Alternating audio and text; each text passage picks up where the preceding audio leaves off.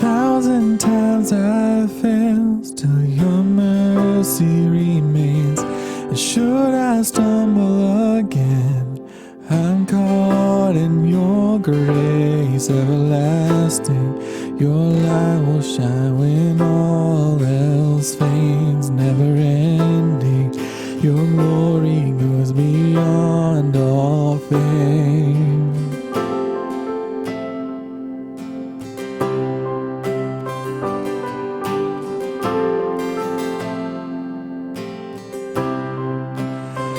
Your will above all else, my purpose remains. The art of losing myself in bringing you praise everlasting. Your light will shine when all else fades, never ending. Your glory goes beyond all fame. Yeah, my heart and my soul, Lord, I give you control. Consume me from the inside out, Lord. Let justice and praise become my embrace, to love you from the inside out.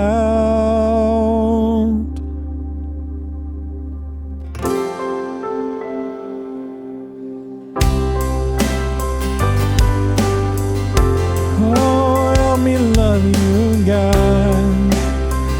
Your will above all else, and my purpose remains. The art of losing myself in bringing you praise everlasting. Your light will shine when all else fades, never ending. Your glory goes beyond all fame. And yeah, and my heart and my soul, Lord, I give you control. Consume me from the inside out, Lord. Let justice and praise become my embrace, to love you from the inside out. Everlasting, your light will shine when all else fades, never ending. Your glory goes beyond all fame, and the cry of my heart is to bring you praise from the inside out. Lord, my soul cries out, Lord.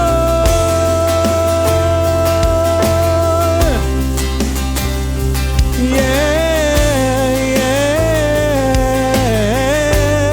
My soul, it cries to you alone. Heal my heart, God. Speak to my soul.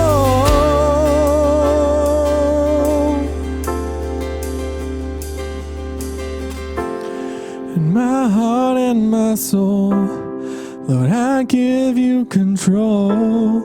Consume me from the inside out.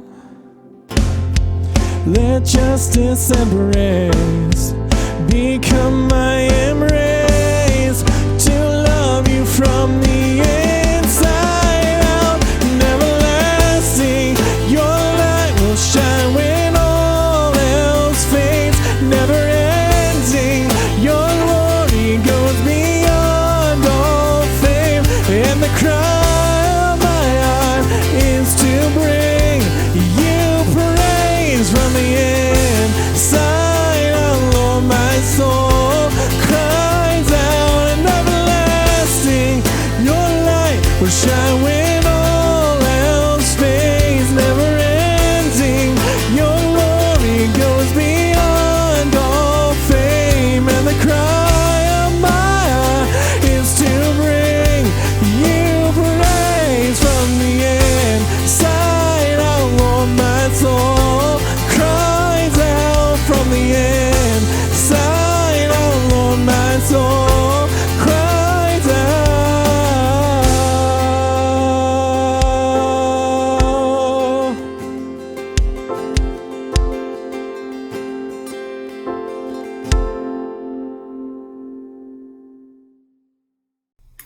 Calvary. My name is Sara Reynolds, and I'm a chaplain at Children's Hospital, Colorado, here in Denver.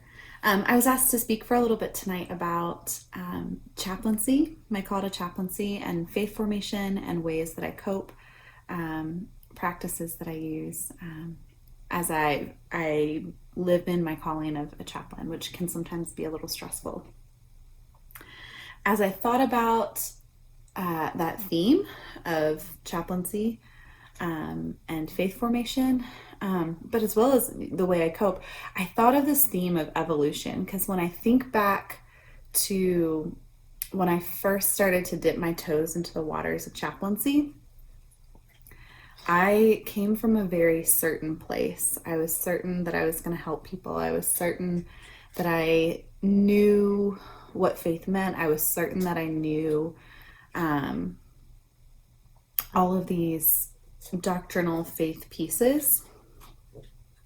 And the more that I did this job, the more that I was trained, the more that I spent time in my residency, the more that I spent time doing my job with hurting people and hurting families, the more I realized that I didn't know. And my faith and my spirituality began to evolve the longer that I was in this position. And the longer I really examined what I thought and believed about the world, being with the experiences of others and being with the pain of others, made me really examine the way that I look at the world. And I would say that's something that still happens to this day. I've become a lot more okay with not knowing answers. I've become a lot more okay with sitting in uncertainty of other people, not my own. I'm still really bad at sitting with my own uncertainty, but sitting with that uncertainty with other people, I've started to become more and more okay with that. And even now, where I would say, yeah, it's okay to not know things. It's okay to have hard feelings. All of these things are okay. Or, I'm not really sure what a good theological answer to that is. Even though I'm in a space now, 8 years into my calling as a chaplain, where I can say those things, I still every day, maybe not every day, but frequently find myself thinking, oh my gosh, I've not thought about that before. Or, oh my goodness, how do I incorporate the experience that I just had into my understanding of myself, my faith, my spirituality? And that can be a really exhausting thing. And so that gets me to the coping part too. My coping has evolved throughout the years as my faith and my spirituality and my understanding of those things has evolved over the years. I tell a lot of folks at the hospital, because we talk a lot about resiliency and self-care at the hospital, but I tell a lot of folks at the hospital this story about when I was a baby chaplain training in my residency, and I'd done a long overnight shift at the hospital. And I was in that place where I was learning to be okay with hard things. I was learning to kind of examine the way I thought about some of those things. And I'd had a really hard night. I'd had a night where there were multiple deaths, where I felt like I was kind of the Grim Reaper all night, going from bad situation to bad situation. And I had been in task mode, honestly, as a chaplain. I was going from thing to thing and saying, I just got to get through the night. And when I got to the morning, I gave handoff. I went home and I thought, I'm just tense. I just need to take a moment. I think I'm going to watch a movie, and then I think I'm going to try to go to sleep for a little bit. And my roommate came home that night to find me full on ugly weeping in our kitchen. And she was a compassionate person, so she came and asked me, oh my gosh, did you have like a hard shift? What happened? And all I could get out between my sobs was, we don't have any popcorn. And my roommate, being a lovely person who was training to be a counselor, was wise and said, Sarah, I don't think that this is about the popcorn. I think there's something else. And she was right. I hadn't taken a second to sit with and acknowledge the hard feelings that I'd had to face all night, and that I'd had to take on from other people. And so that was kind of my first foray into figuring out, what is it that I need to do for myself? What is it that is helpful for me? As my own thoughts and beliefs and feelings evolve, as I sit with that with other people, what are the things that are going to get me through that and keep me healthy spiritually, emotionally, physically? What are the things that are going to keep me refreshed and rejuvenated and loving where I am? And I would say that has evolved over the years as well. Moving to Denver, I didn't realize how many of my original coping mechanisms were tied to the ocean and large bodies of water. And so coming to Denver, I had to learn a whole new set of ways to care for myself that I hadn't really thought about before. And really forced me to practice what I preach when I tell people it's okay to try out new coping strategies. So I chose to actually film this video. We're in my bedroom right now, welcome. But because that's one of the things that I do, I got home from work today and I made myself dinner. And one of the things that really helps me kind of come down from a hard day or a long week is to, after being in a hospital where there are lots of fluorescent lights and things going on, but to kind of have what we call like a low stim environment. So I have like these fairy lights that I hang up on my wall. The lamp's really on so you guys can see me right now. Normally it would be a little darker in my room. I have a salt lamp in the corner. I have a little cozy blanket over my lap. And so really surrounding myself with things that are soft and gentle to remind me to be soft and gentle with myself is one of the things that I do a lot to take care of myself and who I am.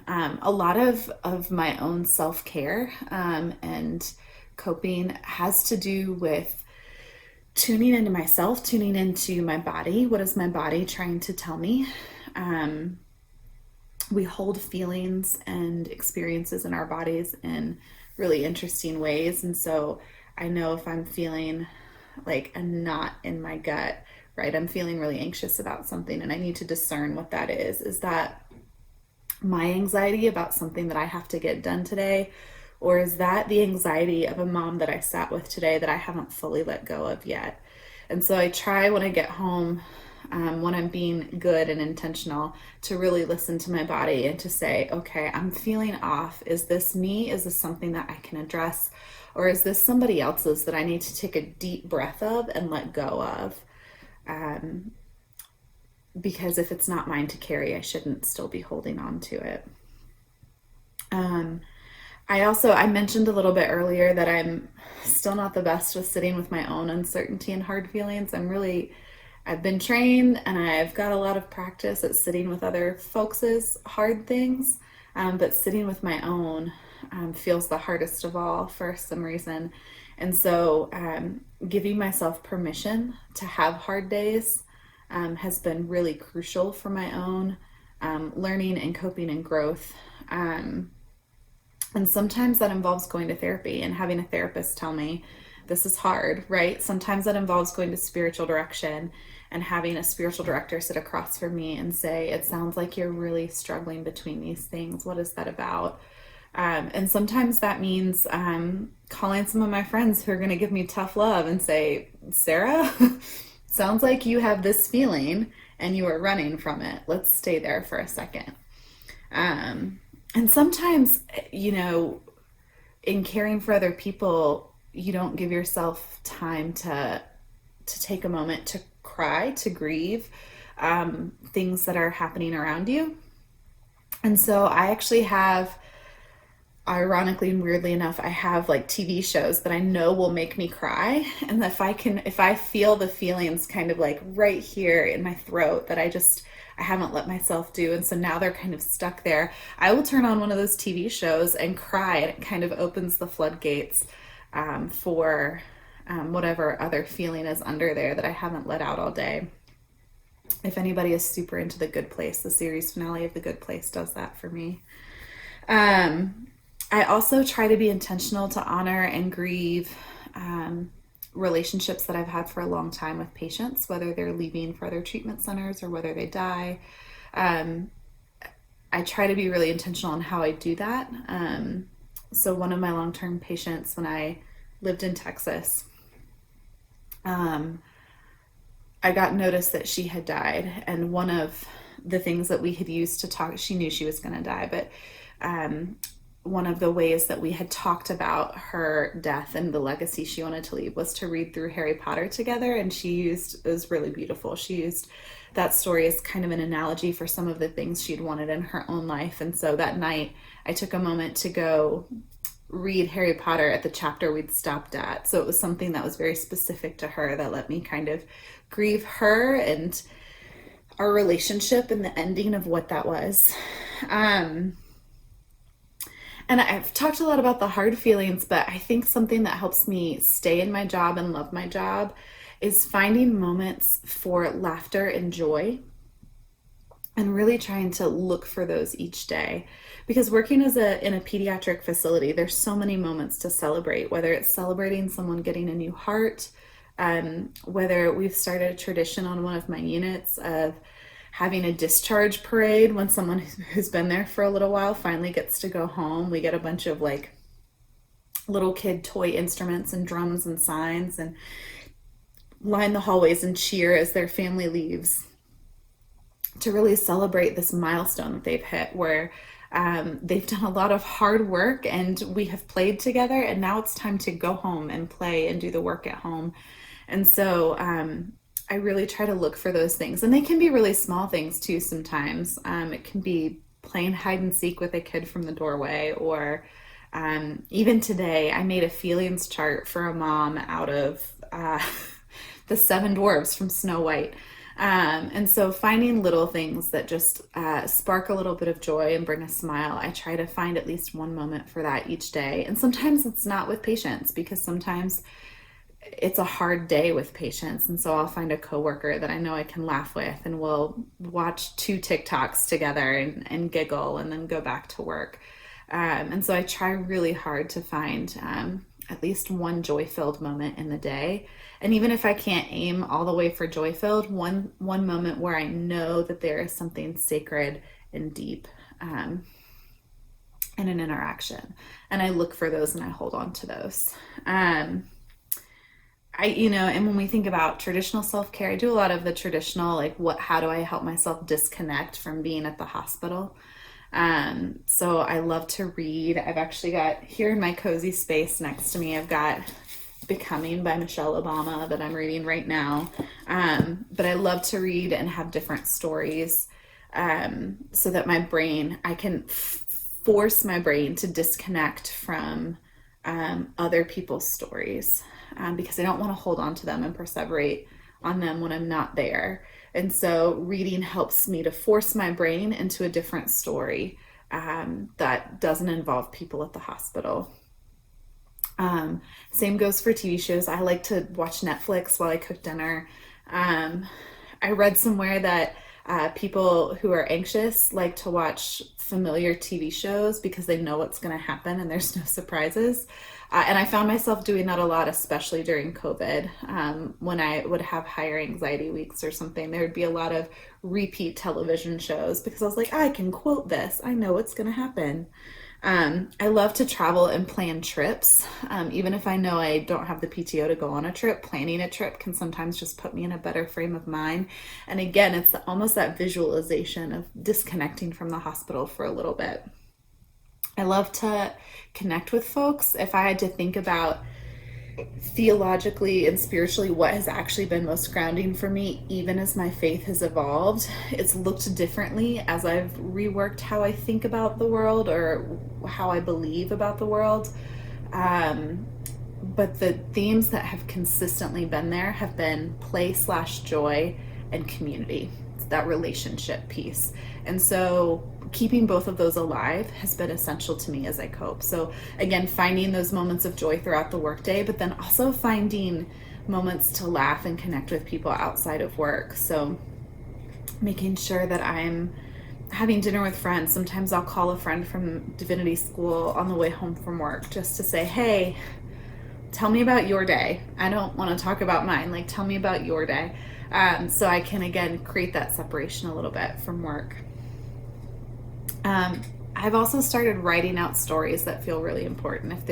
If it feels like there are stories that I haven't been able to let go of, I've started writing them down as a way of like catharting and letting them out. So I feel like I just kind of word vomited a lot of things at you guys tonight. But I think for me, it's because there have been so many things that I have tried out and kind of evolved through as my calling has evolved, as ways of taking care of myself. And I think a lot of what I do really depends on what I need. I try to listen to what my body and my soul are telling me that they need right now. Do I need to get a massage because my body just can't untense at the moment? Do I need to go to bed early because it was exhausting to sit in one place with some heavy things today? Do I need to go have a dance party in my living room because I was very still and in meetings and I need to move my body? Do I need to create some of that joy because it was hard to find today? And so I think what I would leave you with tonight as I talk about my own self-care is that one of the things I've learned, even as my self-care continues to change and my coping continues to change, is that it doesn't have to be big or elaborate. I think a lot of the evolution of my coping and of my faith have been really small, intentional changes that are made in the interest of caring for myself the same way I'd care for a friend. And really small, intentional changes that help me to examine why I'm doing what I'm doing and where is the joy in that. And so I'd encourage you to do the same, to be flexible and to change what you're doing to fit where you are right now, and to really care for yourself the way you'd care for a friend. Make those small choices and be deliberate and intentional in what they are. Listen to what your body and your soul are trying to tell you, because that's important and that's what keeps us grounded in whatever work we do and whatever we're called to do. So thank you for listening, and I hope you're having a great night.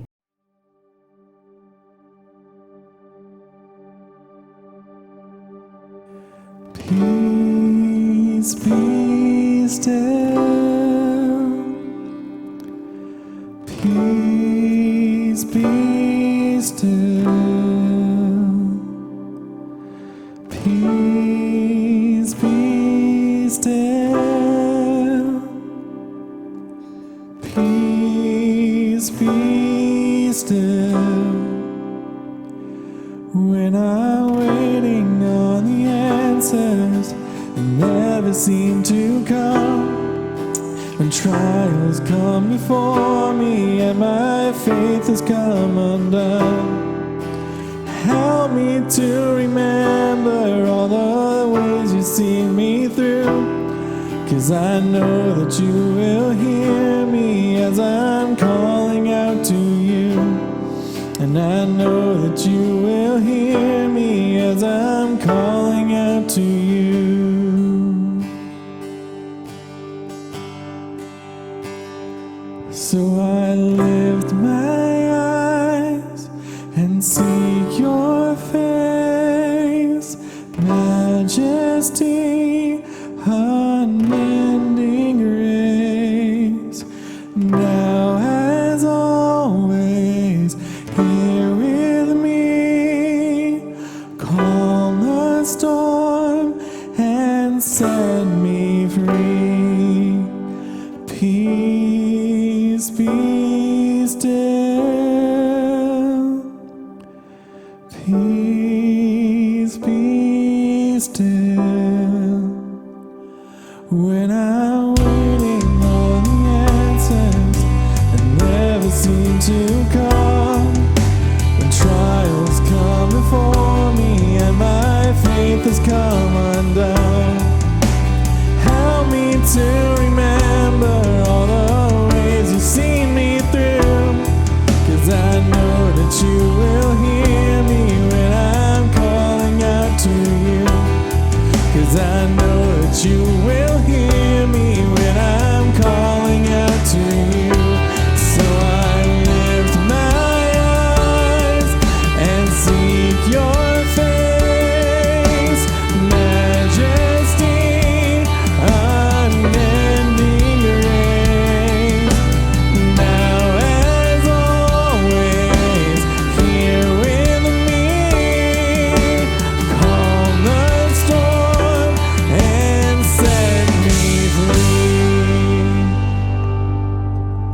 The water's getting higher, the winds are getting louder. I won't fear the ending, 'cause I know that you are stronger. The water's getting higher, the winds are getting louder, but I won't fear the ending, 'cause I know that you are stronger. The water's getting higher, the winds are getting louder, and I won't fear the ending, 'cause I know that you are stronger. The water's getting higher, the winds are getting louder, and I won't fear the ending, 'cause I know that you are stronger. Yeah, you are here, you are for me, you will never let me go. The right hand of my Savior triumphs over every storm. And you are here, you are for me, you will never let me go. The right hand of my Savior triumphs over every storm. And you are here, you are for me, you will never let me go. The right hand of my Savior triumphs over every storm. And you are here, you are for me, you will never let me go. The right hand of my Savior triumphs over every storm.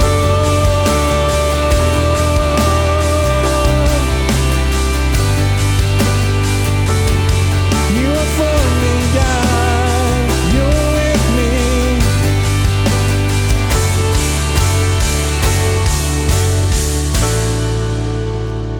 So I lift my eyes and seek your face, majesty, unending grace, now as always, here with me.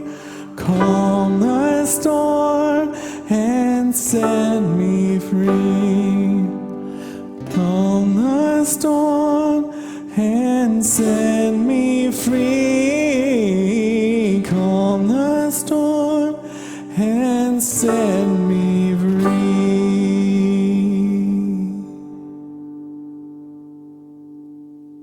Hello, I'm going to be reading Luke chapter 10, verses 25 through 42. Just then, a lawyer stood up to test Jesus. "Teacher," he said, "what must I do to inherit eternal life?" He said to him, "What is written in the law? What do you read there?" He answered, "You shall love the Lord your God with all your heart, and with all your soul, and with all your strength, and with all your mind, and your neighbor as yourself." And he said to him, "You have given the right answer. Do this, and you will live." But wanting to justify himself, he asked Jesus, "And who is my neighbor?" Jesus replied, "A man was going down from Jerusalem to Jericho and fell into the hands of robbers, who stripped him, beat him, and went away, leaving him half dead. Now by chance a priest was going down that road, and when he saw him, he passed by on the other side. So likewise a Levite, when he came to the place and saw him, passed by on the other side. But a Samaritan while traveling came near him, and when he saw him, he was moved with pity. He went to him and bandaged his wounds, having poured oil and wine on them. Then he put him on his own animal, brought him to an inn, and took care of him. The next day he took out 2 denarii, gave them to the innkeeper, and said, 'Take care of him, and when I come back, I will repay you whatever more you spend.' Which of these 3 do you think was a neighbor to the man who fell into the hands of the robbers?" He said, "The one who showed him mercy." Jesus said to him, "Go and do likewise." Now as they went on their way, he entered a certain village, where a woman named Martha welcomed him into her home. She had a sister named Mary, who sat at the Lord's feet and listened to what he was saying. But Martha was distracted by her many tasks, so she came to him and asked, "Lord, Do you not care that my sister has left me to do all the work by myself? Tell her then to help me." But the Lord answered her, "Martha, Martha, you are worried and distracted by many things. There is need of only one thing. Mary has chosen the better part, which will not be taken away from her."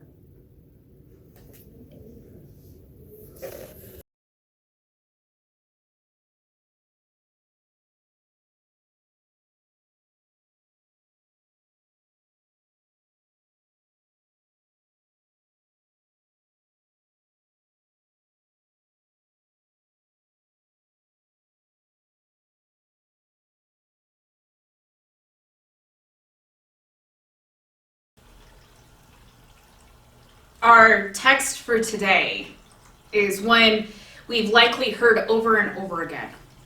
A text in which we think of as caring for anyone in need. Or maybe we have heard it in such a way that it's you care for those who might even be your enemy. And while that is all true, I am reminded on this first Sunday of Lent that this particular story is one that really requires a lot of self-knowledge and self-awareness and a deep connection to the divine. We know that in the story of the Good Samaritan that these two individuals came from enemy backgrounds. There should have been no reason that the Samaritan went to take care of the man in the ditch, and yet he did. And the ones that were told, quote unquote, we'd expect to do what is right, did not, and they go on. For the Samaritan to have been able to stop and pause to care for the one in need, to provide for him, to ensure that not only did he come out of the ditch, but that he was made well, required enough knowledge of self that he was able to disconnect from the narratives around him. The narratives that said this should be your enemy, the narratives that said you are too busy, the narratives that said you have more important things to do. And if you take care of him, what will it mean for you? The Samaritan was able to distance himself enough from those external narratives to do what was before him, to honor the humanity that was in front of him, and not just from coming out of the ditch, but seeing that that person received healing. That takes a lot of internal work. Because as much as we would like to think we are shaped by the narratives that we are surrounded by, whether that be our theology, our politics, our family origin, or the places and regions in which we live, we are shaped by the stories around us. And when the stories around us say that some people are worthy and some people aren't, even if that's not the direct language that's being used, it can shape how we respond. And so, during this season of Lent, as we explore what it is to live in the desert, and on this first Sunday, the oasis, I am reminded that the Good Samaritan was truly an oasis for the man who had been harmed. And through that, what does it mean for us during this season of Lent? It's a chance for us to really see what narratives hold true. Which ones do we wish to preserve, and which ones do we qualify or excuse away? Again, not because we are evil or because we wish to see others harmed. The folks along the way before the Samaritan weren't horrible people seeking to do horrible things to the one who had been hurt. They were people trying to figure out their life, trying to preserve the laws that they understood, and trying to make it through. I think it's easy for us to say, how could you, how dare you walk on when somebody is hurting? And yet that happens in life. Maybe not physically, but systematically in front of us. And so it's a chance for us during this season of Lent to really explore, what are the narratives that keep us from responding the way the Samaritan did? What are the experiences or the stories that keep us from ensuring that it's not just that we got somebody out of the ditch, but we ensured that they could heal and be made whole and well? These are questions that Lent helps us ask. Not because there's something magical or mystical about the season of Lent, but rather that it is a marked season of time where we are invited to explore inward about ourselves and how we connect to God and with others and how we see the world. Not so that we stay in that place of introspection, but that we are then able to go and act. And in acting, we are able to bring about the kingdom of God. Christ was one who continually would act and then retreat. I think we are given that same invitation to be able to act and retreat so that we know why we're acting and what we need to act upon. There is so much hurt and pain in the world that it can be almost debilitating to even figure out where to act. And in the story, we only know that the one man is in the ditch and hurt. But in our world, it feels like we are surrounded by those who have been harmed, those who've been robbed, those who've been beaten, those who've been left for dead. So it can feel like, where do we begin? Where do we act? And how do we engage? So much so that we don't know how to act in the first place. But if we allow ourselves a bit of reflection, a bit of time to explore and wonder, we can begin to see where God has invited us to act. More often than not, there is not one right option, but rather that the act of honoring human dignity in front of us and seeing how we can care for others is the healthy and life-giving, beloved choice. That's what we see in the Samaritan story, I believe. That it is a story where one man could have easily leaned into the other narratives that told him to just keep going, to turn his back because there were other things in front of him, to not pause, to not give of himself so that others may heal. That is not an easy thing to do. I think from the Samaritan, we get to learn just how hard it is, because it's a short story, relatively so in comparison to others throughout sacred text. It feels like it's just this thing that happened and then it was all okay. But if we pause and explore all the ways that the Samaritan could have responded and didn't, it reminds us that there is a lot of work that has gone into this individual. That just because we say the right things or believe, quote unquote, the right things, if we can't then live it out and honor human dignity, we miss what God has called us to. At least that's what we can glean from this particular story. And so, my hope is that all of us can begin to explore and identify the narratives that shape us. Because if we are able to see the stories that shape us, we begin to see what influences us and what has significant power over our decisions.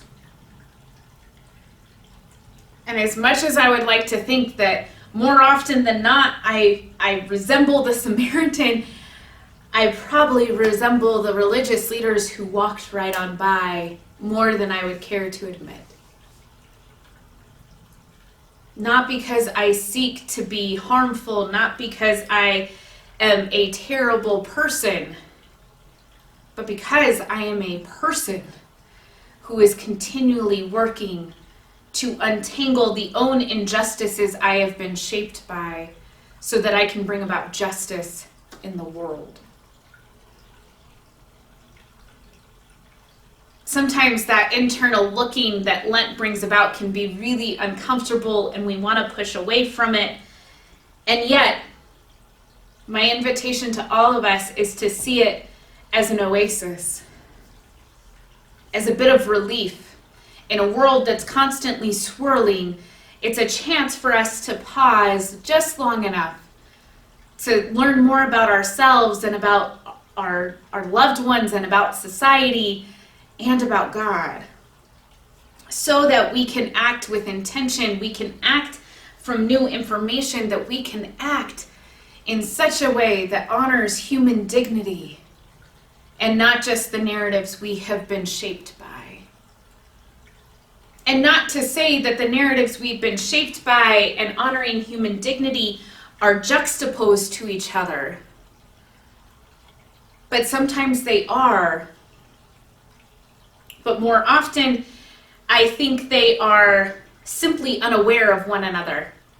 And so the season of Lent allows us to reconcile them and bring them into harmony with each other so that when the moment arises, we can act in similar fashion as the Samaritan. Not qualifying or quantifying the person in need's worth, or how it will impact us, or what it means for our own identity, but that someone is in need and we met that need, that someone in front of us was hurting and we ensured that not only did we meet the hurt, but we worked to help them heal. That's the beauty of this story to me. It's not just that the Samaritan bandaged and made sure that the wounds began to be tended to. He allowed for healing to really be given space to happen. I pray that for all of us. I pray that we have Samaritans in our lives that allow us to actually heal physically, emotionally, and spiritually and mentally.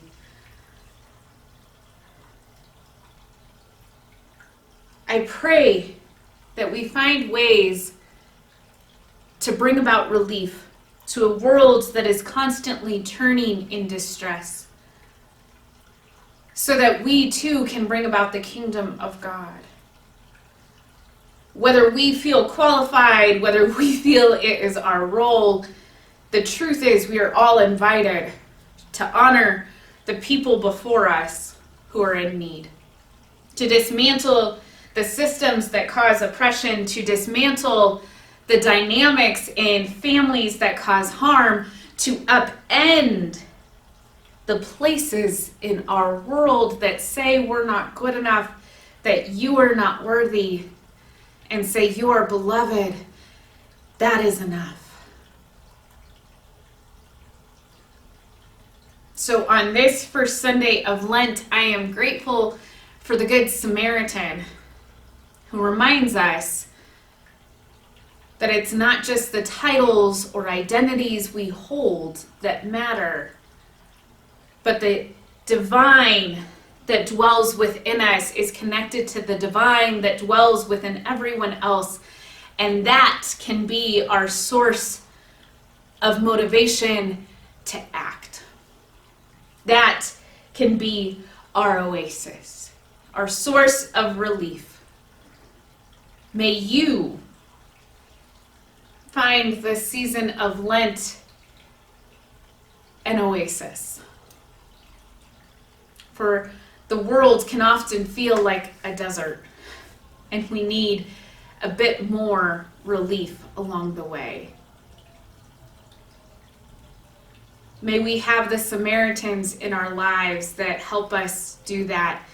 And may we too be the Samaritans in others' lives so that we can be their oasis. And with each encounter that we do have in those capacities, may we honor others. May we love others well. And through it all, may we proclaim that there is no story greater than the beloved that is in me and the beloved that is in you. Amen.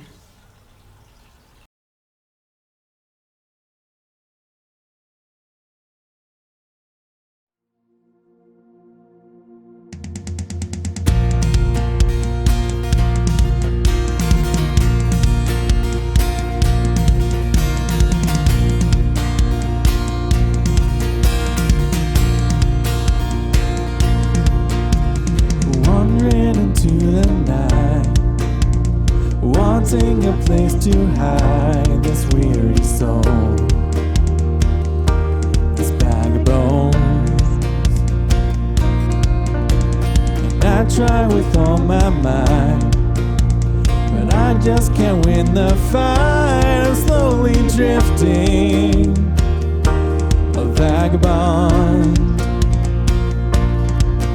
And just when I ran out of road, I met a man I didn't know, and he told me that I am not alone.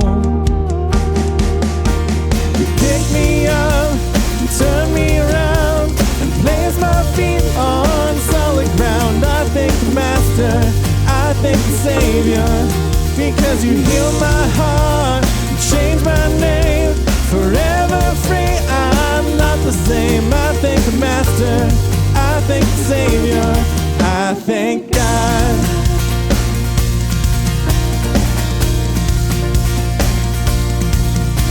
I cannot deny what I see.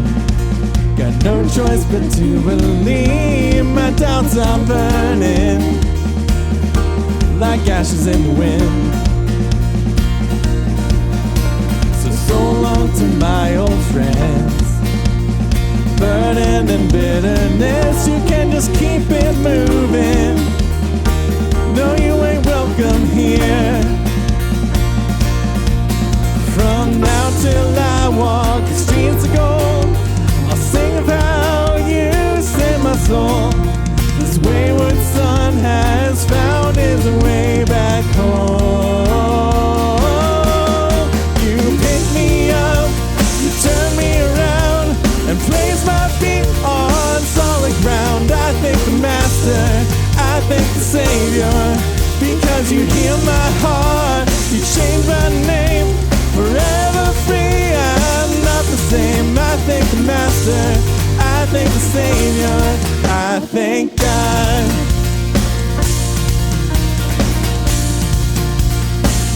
Oh, I thank God.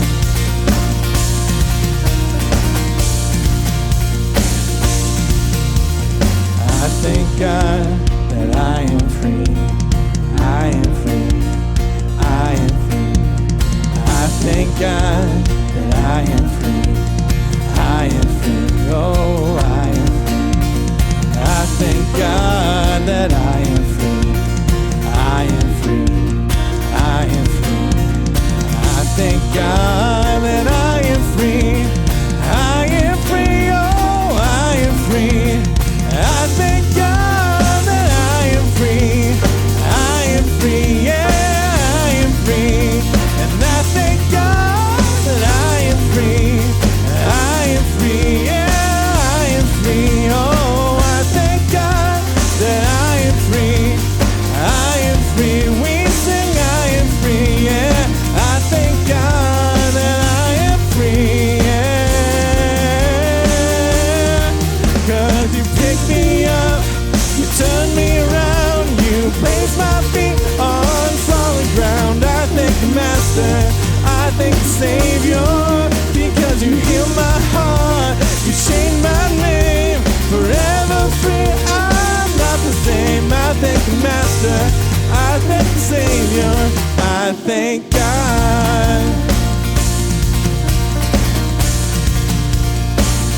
Yes, I thank God. We declare. So get up, get up, get up, get up out of that grave. Get up, get up, get up, get up out of that grave. Come on, get up, get up, get up, get up out of that grave. Get up out of that grave. Come on, get up out of that grave. Get up, get up, get up, get up out of that grave. Get up out of that grave. Get up out of that grave. Get up, get up, get up, get up out of that grave. Get up out of that grave. Get up out of that grave. So get up, get up, get up, get up out of that grave. Get up out of that grave.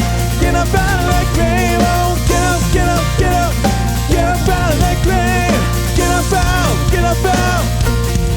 Because you picked me up, you turned me around and placed my feet on solid ground. I thank the Master, I thank the Savior, because you healed my heart, you changed my name, forever free. I'm not the same. I thank the Master, I thank the Savior,